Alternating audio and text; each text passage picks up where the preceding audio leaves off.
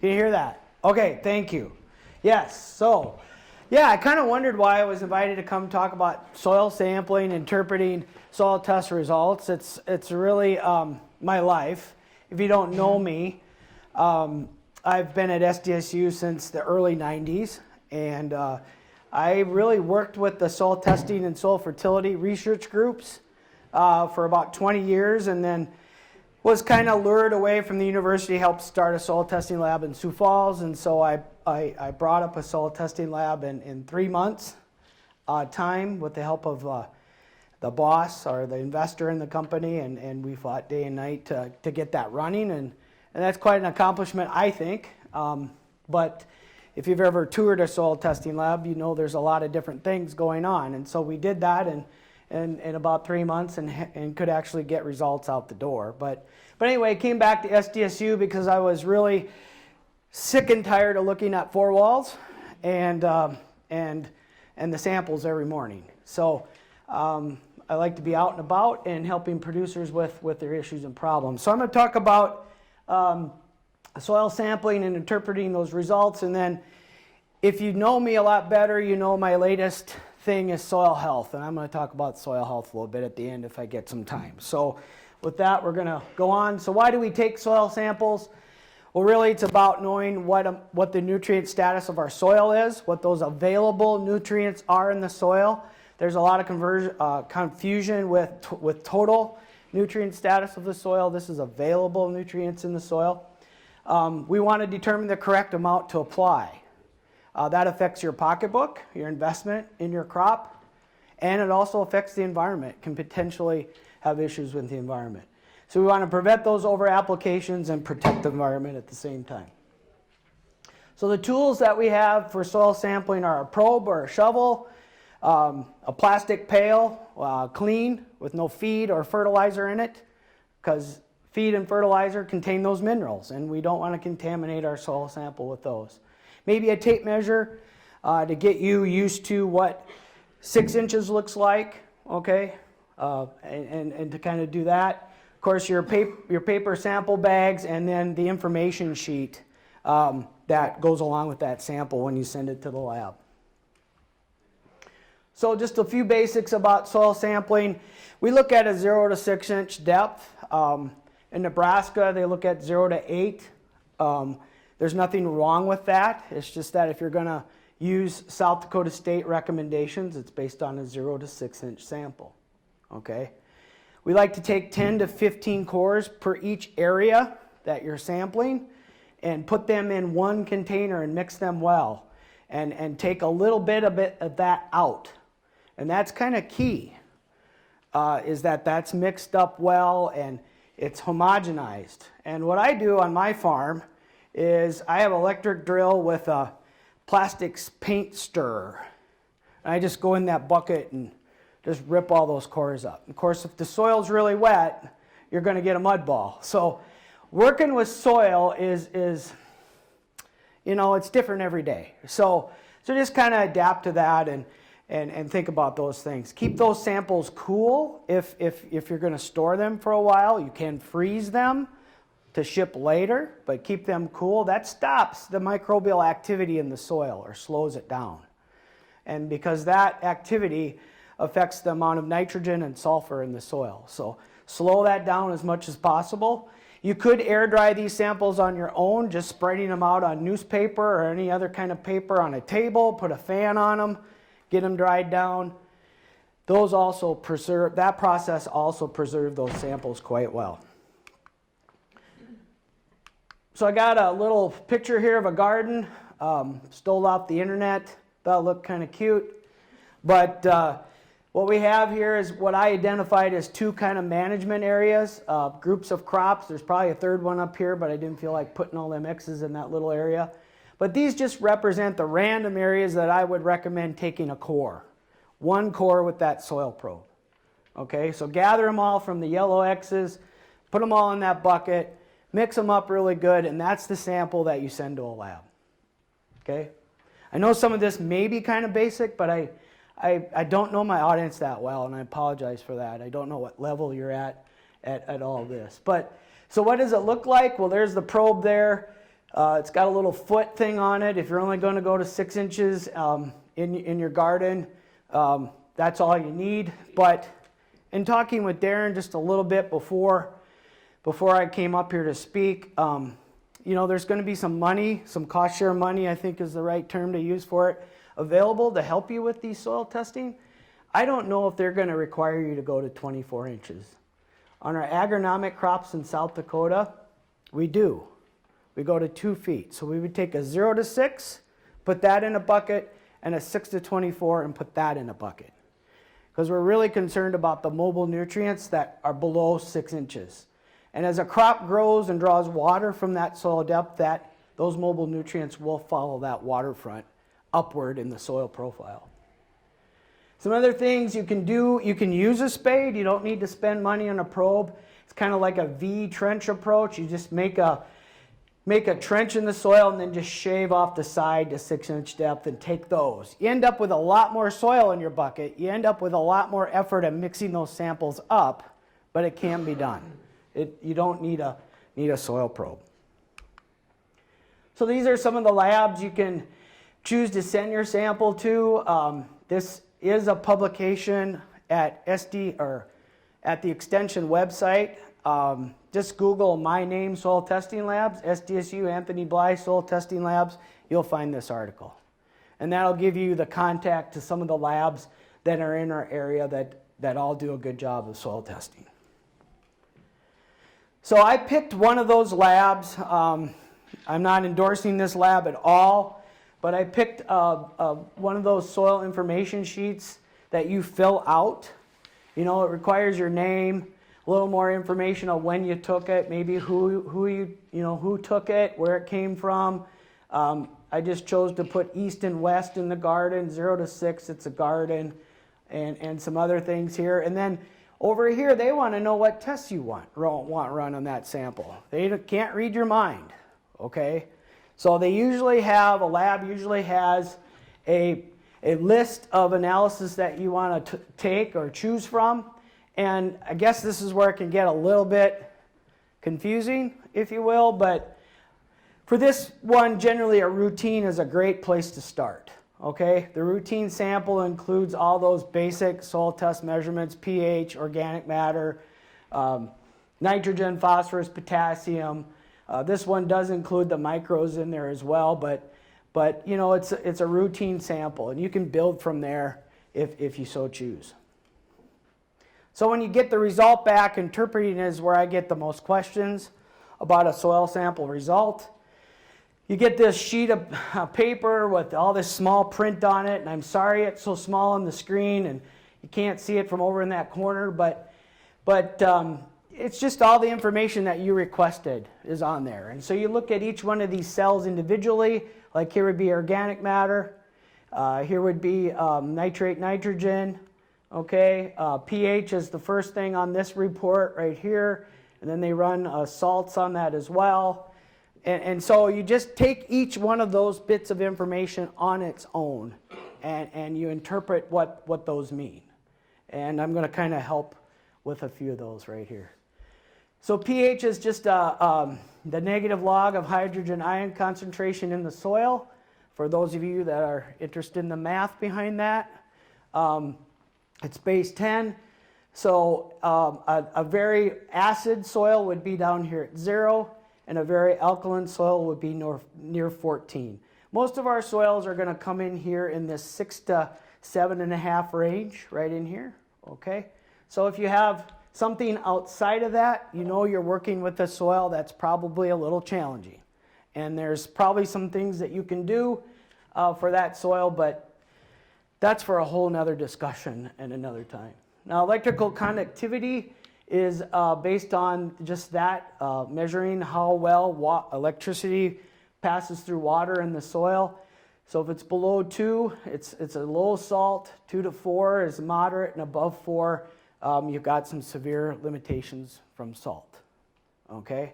There's some soils that just are that way sometimes. So you can use, soil testing to choose a spot to put a garden or to put something. I haven't got questions lately about growing blueberries in South Dakota, but for a while there, I got every year, I want to grow blueberries. I want to grow blueberries. And I'd say, well, yeah, you're not going to be successful. Well, why is that? I said, because our soils are too alkaline. They're up here. And I said, plus, my wife's from Pennsylvania, and the blueberries grow wild in the countryside, and the pHs are down around 3, and that's what they like. Well, I'll make my soil acidic. Good luck, good luck, good luck. I can help you do that, but I don't know if you're going to be successful, because a lot of our soils, especially when you get up here in the 7, 8 to 8 range, they have free lime in them. And it'll take you forever and a bucket load of acidity to neutralize that free lime. And I've had several people try, but I haven't heard one successful report yet. So anyway, so there's pH and EC. I mentioned the excess lime in the soil. It's just a free limestone that occurs in our soil. It's just naturally occurring from the rocks and minerals that broke down to form that soil. No big deal there. Organic matter is all easy to understand. I'm sure you're all well aware of building organic matter in your gardens or your areas where you grow your crops. Organic matter is 58% carbon. If we increase that, we are also increasing the amount of organic in the soil. Tillage reduces organic matter in the soil because CO2 is lost from microbial respiration. 1% organic matter holds about 1 inch of rain. It's the food source for beneficial microbes, and it's the cornerstone for soil health. So it's really important. There were years in the soil testing lab at SDSU where people would complain, why am I paying for organic matter on my test? They complained. So Ron, the manager, took it off. I'll take that $4 test off so you don't have to pay $4 for that test. And now, just think of it now, it's changed 180 degrees. People are focusing on organic carbon and organic matter. And so it's really changed. Anyway, nitrogen, it's reported in nitrate. That's the form of nitrogen in the soil that's most taken up by plants. It's reported as ppm or pounds per acre. There's really no level that's better than another. But we know that more means you have to apply less. We know more could lead to more losses through leaching and into water sources. We know that. Healthy soil always should have some amount of nitrate nitrogen in it. That's evidence that the microbial population is doing something in the soil. So it's a mobile ion and it moves. So here's some ranges that we have. This is a table. It's not the equation. We have an equation. If you want to get at the exact number that we would recommend, you would use this equation, but this is a table. And so as the amount of nitrate in the soil goes up, what happens to the recommendation? It goes down. It's not rocket science. This is really easy stuff to understand. Phosphorus is reported in ppm as well, although that the recommendation is in the fertilizer equipment, the oxide equivalent, P2O5. It's reported as an index, very low to very high, okay? Your chances of a response when applying phosphorus at very low are very high, at 80%, and your chances of applying phosphorus and getting a response at very high are very low, below 20%. And as you go way above very high, those chances of a response, a growth response, a yield response, near zero, okay? It's involved in ATP and the photosynthetic pathway. It moves from the soil by erosion, wind and water erosion. There goes some phosphorus, okay? There it goes. So it environmentally affects surface waters. That's what mainly contributes to the algae blooms that we have in our lakes and our ponds. It's important to maintain sufficient levels, but not necessarily high levels. And this is a problem most gardeners have. Their P levels, most every sample I sample are tested at our lab, very high in P, very high. I mean, way off the chart. It's not bad, but you don't need to add any more. That's the story. Okay, so here's some of the, here's a table again.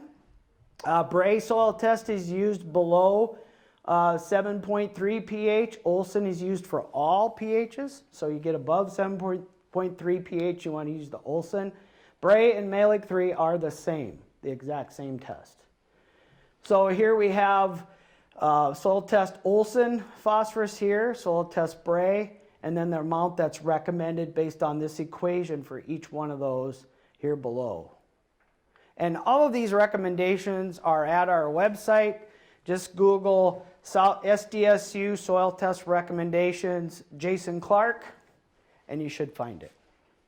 Should find it very easily. Potassium is known as potash. K2O is the oxide, which is the fertilizer equivalent.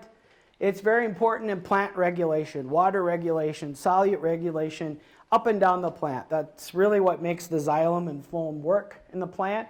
So it's very important in dry conditions. There's relatively no environmental concern from potassium. Our prairie soils were originally very high in potassium. 800, 900, 1,000 ppm when we started farming them. And today, soil samples are coming back 100 to 150. So we've depleted our potassium level. We mined that out, which is not a bad thing, but now we need to replace it. So if you remove your crop stover before you get in a significant rain event, you're removing a bulk of the potassium that crop took up. However, if you get more than a ½ inch of rain on that crop stover, a lot of it will leach out of those stovers back into the soil. So I work with crop farmers that like to bale corn stalks, and if they do that before a significant amount of rain comes, they're taking off several pounds of K2O per acre, and that's a value. Here's calcium, magnesium. Our soils are very high in both of these, and same thing, we have those ranges from very low to very high, and the interpretation for those can be seen in our recommendations. Micronutrients the same way.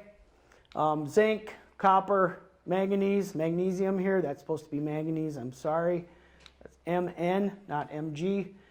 But it's, yeah, same sort of thing. Our soils are typically high in those. I've rarely ever seen a need to apply any of those, but so the other nutrients, iron, boron, chloride, sulfur, I mean, we could talk about those. Our soils have so much iron in them anyway, it's really driven by pH. At different pH levels, really controls what form of iron is out there. And at higher pH levels, it's the wrong form of iron, okay?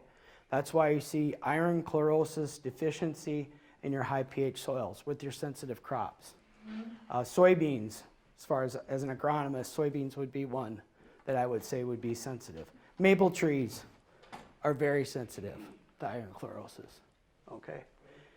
Boron, usually not an issue. It's related to organic matter, and if you've built your organic matter levels in your soil, hey, you've had to build your boron levels. Chloride is a mobile nutrient as well. I'm not up on the specialty crops to know which ones are more sensitive to chloride or not, but it's part of a test.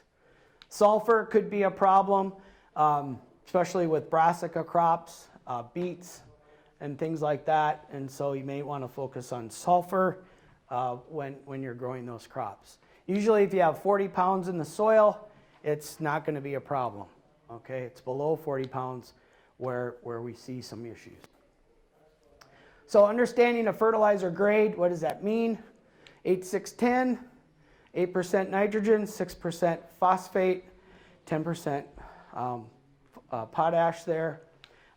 Blended fertilizers, if you use those over and over, they usually result in over-application or 1 or 2 nutrients.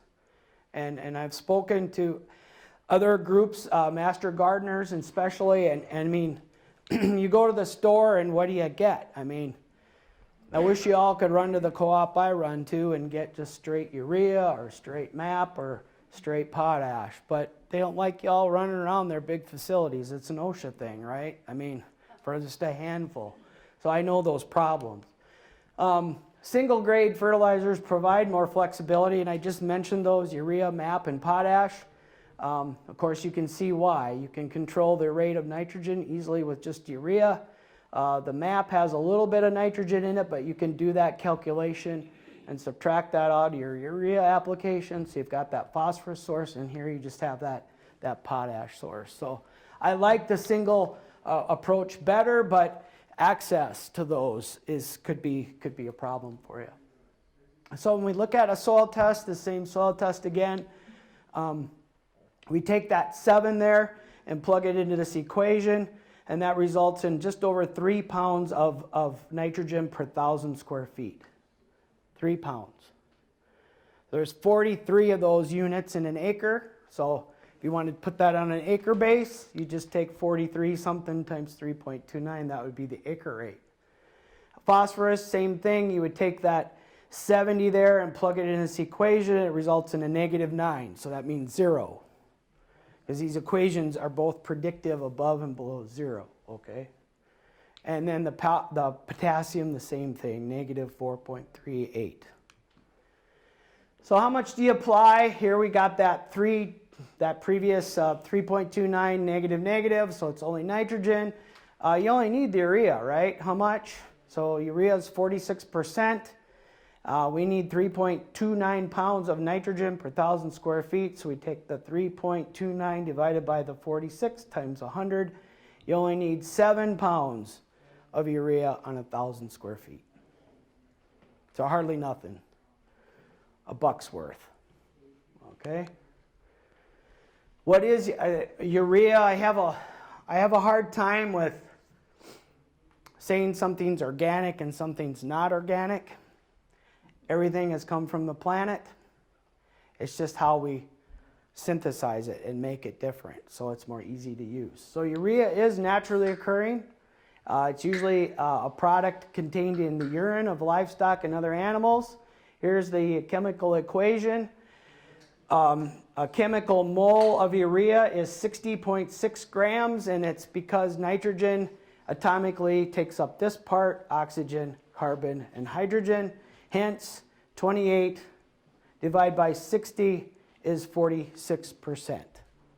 That's the simplest little understanding I can give you today on inorganic chemistry. Okay, so what about compost and manure? Well, we can test compost and manure just like, come up with what nutrients are in it, just like fertilizers. And, most of that in that compost and manure is in the organic form, not the inorganic form, so it's not nitrate. It's in a lot of different forms that the microbes have. It's contained in their bodies as well, and it'll come out with time, okay, at appropriate temperatures and water contents. So it's related to carbon. And about 35% of organic N manure is available during that first year, and about 65% is available the second year, okay, the organic nitrogen. There's really no good book value for the amount of N in these organic materials. Farmers call me a lot and want to know how much is in my manure. And when I tell them I can't give them a number, I've had some get mad at me. Okay? And then I explain to them why I don't want to give them a number, because it's their best interest that they get a sample and test it themselves. Because a lot of these producers want to sell it or they want to buy it. And if you're exchanging a commodity, don't you want to know what you have? You want to trust me with some book value? No. You need a sample. So get a sample. So the manure test report is a little bit difficult to understand. It gives you multiple forms of nitrogen in the soil. The total amount of N, which is organic plus inorganic, and the inorganic amount of N. And so to get the organic portion, it's just subtraction. Okay? That's all it is. Sometimes they'll call this inorganic ammonium or ammonia N. And so you have to know that that's the inorganic fraction. I think a lot of labs have corrected that, but But that's a problem that we had for a long time. So if you have a sample with 12 units of total N and you have 1 inorganic N, 12 minus 1 is 11 pounds of organic N, which is 35% of a bale the first year. There's your number that you would use, okay? And then that's how you would apply that. You'd need about 1,700 pounds of that manure on that 1,000 square feet to get that little bit of N. And I just told you a while back it only took 7 pounds of urea. I know which one I want to apply because I can do it in 5 minutes or less, okay? But if you have a soil that needs the carbon, you want to go with the manure. I don't have a problem with that. But boy, I've 1,700 pounds on 1,000 square feet. What would that be? That's a huge rate per acre. You know, it'd be thick on the soil, right? Really thick. Okay, so think about that. You'll get some good exercise in the process. So let's see. Do I have any more compost stuff? So the value of the compost of the manure would be made from a test. And you would also get a p-value and a k-value. And you can convert that p-value to a fertilizer grade by using a coefficient, which is 2.2 something. I'll email you that. Well, you can find it on the email, on Google. Just P to P205, and it'll give it to you in an instant. K to K20. And then you can calculate how much fertilizer grade material is in that compost or manure. Call your local fertilizer dealer and say how much. Then you have to do some more calculations, but maybe they'll be nice and help you with the cost per pound of N. Okay? The cost per pound of P. Maybe they'll be nice and help you with that. But they just like to give out the price per ton. And then you got to do all that other math. But I can help you with that if you need it. It's very easy. So what is my thought here? Let's say you need 320 and 1,000 square feet, and you have MAP and urea available. I always start with the compound that has 2 nutrients in it. So this is kind of maybe a little misleading here, but I need phosphorus at 2. So 2 divided by 52 times 100, I would need 3.8 pounds of MAP per 1,000 square feet to take care of the phosphorus. Now in that 3.8 pounds of MAP is 10% N. I have 0.38 pounds of nitrogen. I would subtract that from the 3 minus 0.38. I still need 2.62. That'll come from urea, so I need 5.7 pounds of urea. So I would be applying 3.8 pounds of MAP and 5.7 pounds of urea. Okay, there's computer programs that do this. Okay, but that's how you understand that. So a little more examples. I realize these are some of the maybe sources of fertilizer you're confronted with, these mixed things, 1666 and all those different things. I would choose the fertilizer that is the lowest cost, hands down. I would start with the nutrient that's more limiting in your garden at the highest rate and go from there. So if we use that 3220 from the last example, I would choose this 10, 10, 10 and divide 3 by 10. I need 30 pounds of 10, 10, 10. Now that 30 pounds is also going to provide 3 pounds of P and 3 pounds of K2O, and you only need 2 and 0 of K. So you're over applying nutrients that you don't need. And I tell you what, I don't know what NRCS is going to say, Darren and Jessica and whoever else is here, but they're going to hold you to some of this stuff eventually when that comes, if you choose that road. And so this becomes important, okay? And that's why I'm sharing it today. So that's my soil testing thing. Anybody have a question?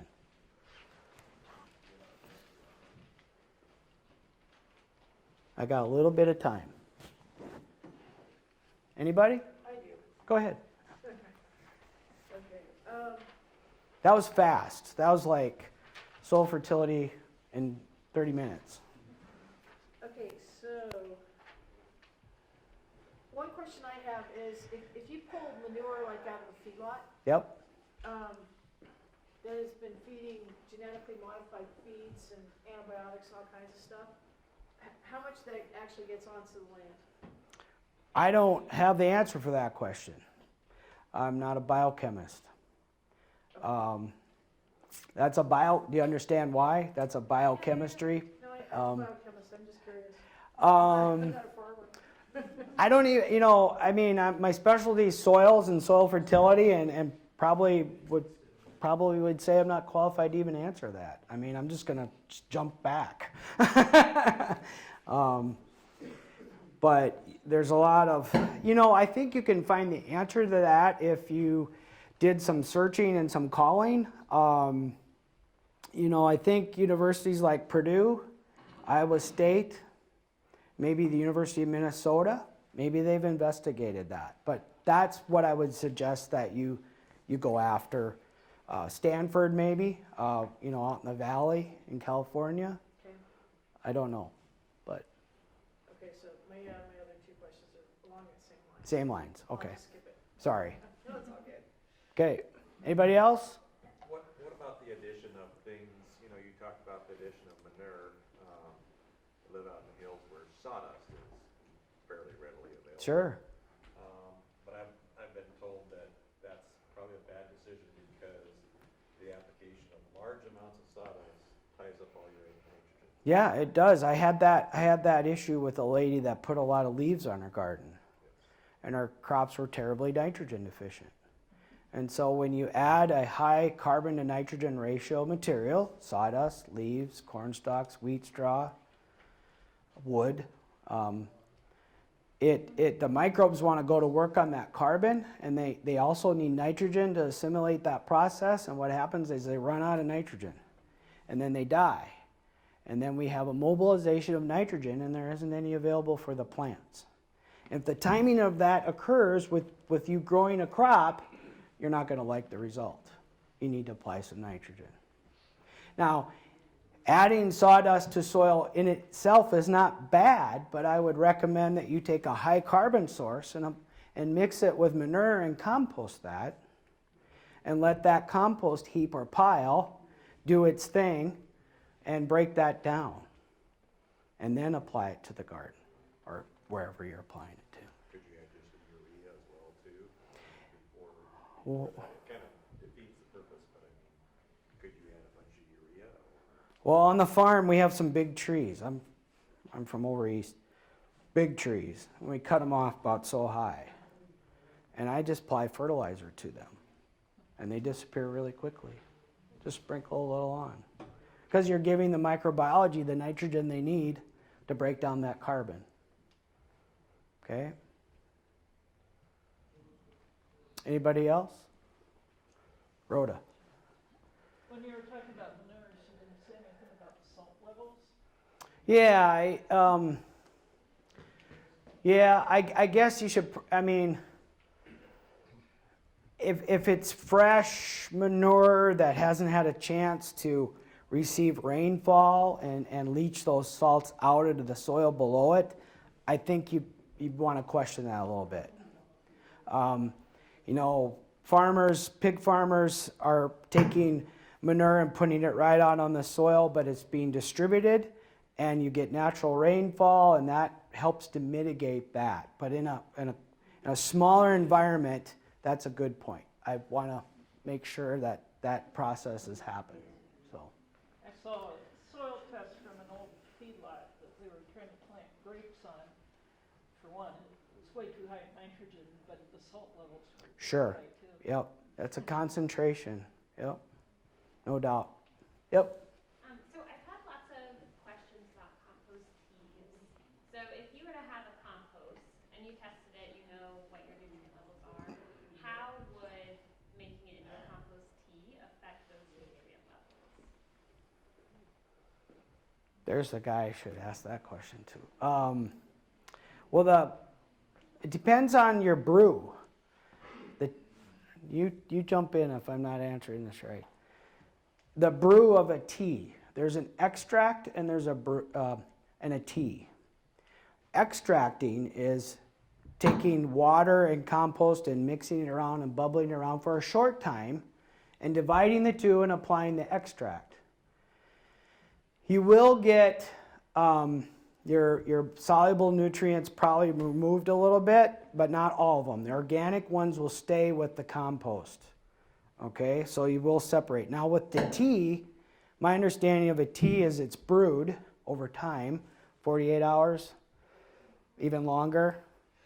That microbial activity is going to modify the nutrient content. Probably not the phosphorus or the potassium or the micronutrients, but the nitrogen and sulfur probably are going to change. We need to test that. Well, that's my educated answer. Okay. Anybody else? Nobody? Okay.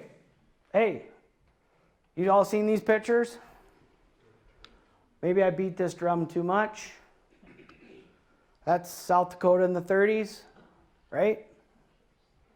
Right? And this is west of Sioux Falls in May of 22. Did anybody experience that? So some of you from that way? You got a video? Yeah, I do too. Did you think, boy, was this grandpa and grandma experience? Did you think that? That's what I thought. Because I heard those stories, and it's like, gee, I wonder if I'll ever get a chance to experience something like this. You don't want to because it's a very negative experience, but you kind of wonder what it's like, right? And so it's just amazing that can happen. So a number of years ago, this is I-29 south of Brookings. I mean, hey, is that the most valuable soil from the field or the least? Oh, great, thank you. Here we have a soil in the ditch, and it actually went out and crossed the road. I asked high school kids, what's the meaning of this? And one of them said, my dad's on the township board, and they talk about having to clean this out. Right? That's costing taxpayers money. This shouldn't happen. This is a commercial garden in Illinois, raised beds after a heavy rainfall. I was standing right there. I took that picture. Just ugly. Just terribly ugly. Same farm, another field. We've got raised beds and we have a cover crop between those raised beds. Same farm, same rain. Okay. Here's a comparison of a ugly, unhealthy soil next to a really good, healthy soil. Color, organic matter, structure, right? These two soil samples are across a road from each other and been managed differently for 30 years. Okay? So these are the soil health principles. I don't know what you all grow. I know what I grow. I believe these can be applied to whatever you grow. You just have to figure it out. And we all don't have all those answers on your individual operation. So you got to apply these principles. It's about really soil aggregates at the end of the day. It's about that great exchange between the root, the liquid nitrogen, and the microbial life. It's about that exchange. It's about their prevalence and productivity. It's about these organic glues. This one is a discovered glomalin in the 90s. Chris Nichols was part of that team that discovered that. Those glues glue those sand, silt, clay, and organic matter particles together. And that's what helps your soil to breathe and to take in water. And when you get a huge amount of water in a short period of time, if you got a healthy soil, it can take it in. Okay? So we build aggregates, like I said, through the bacteria and fungi in the soil, the polysaccharides, the other things that they emit into the soil helps glue that together, and we get microaggregates and macroaggregates. We get structure. We get a healthy soil environment. Versus this, abusing it all the time. Okay?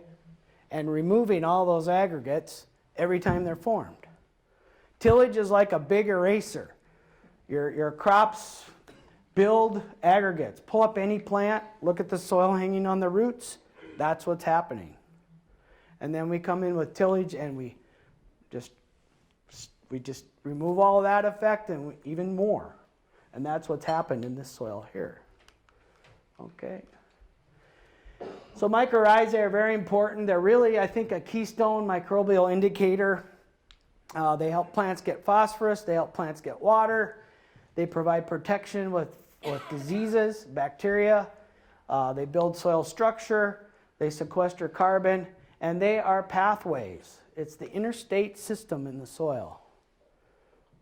Plants communicate with other plants. They're not talking to the other plant, but there's signals that go. I don't think we fully understand, but there's a study out west in the forest where they put some radioactive, or I shouldn't say that, that's tracer nitrogen, in radioisotopes in a larger tree, maybe in the branch, 10, 15 feet high, and they Geiger counted that. Yep, it's there, and they came back a certain amount of time later, and it wasn't there. Where'd it go? It was in the tree next to the big tree. So somehow it made it down the tree and got in the small tree. And forests are high in mycorrhizal fungi. They're highly fungal. Highly fungal. Okay? That's what we've lost in our prairie soils. So that mycelium gets in between soil aggregates and soil particles, and it's actually starting in the plant root. The plant allows that invasion into the very outside of the root. That fungus grows there, and that hilum goes out and helps the plant get nutrients and water. It's very important. Tillage prevents this from happening. There is mycorrhizal fungi in tilled soils, but there's a lot more in soil that's left alone. Cover crops have a lot of benefits. I want to respect my time here. Got 3 minutes. They help build the soil as well. Like I said, that liquid carbon pathway, build those, there they are, aggregates on the roots. Even these brassicas have that. It's way better than the iron. There's a healthy and unhealthy soil. Again, you can see the structure versus no structure. Here's a 42-year no-till garden in North Dakota. I highly recommend you visit this garden if you can. It kind of lit my fire. That's its soil, and it's that black. Okay?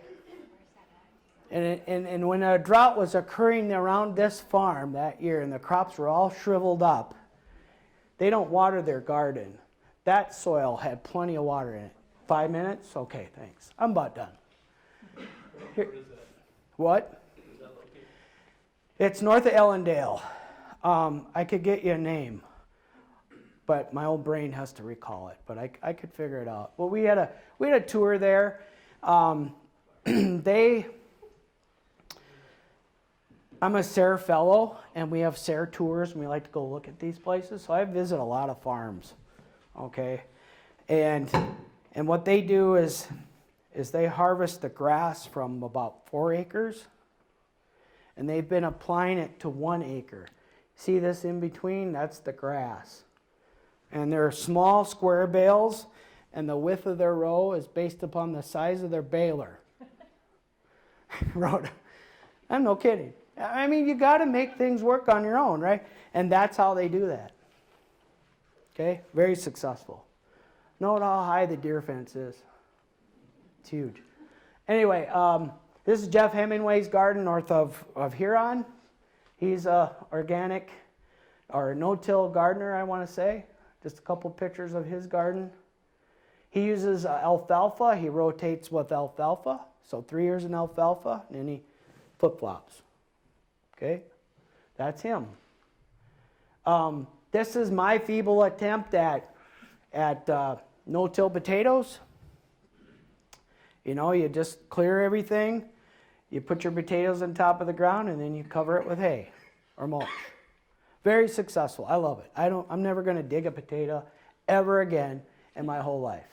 And I grow onions that way as well because of the garden in North Dakota. I mean, I came home and said, I can do this stuff too. This is awesome. So get a look at those and try that out. So that's my rotor tiller. It's for sale. Anyway, I'm done. So summary, soil testing, I went really fast through that. I apologize for that. It's kind of the most boring thing I have to do.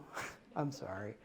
But I think it's just because I talk about it a lot and I like soil health. But really, soil health is really, it's really the foundation of building your soil and if your kids are coming on the farm, I mean, wow, just an awesome opportunity for the next generation to take over. So anyway, that's me. I'm done. There's my phone number right there.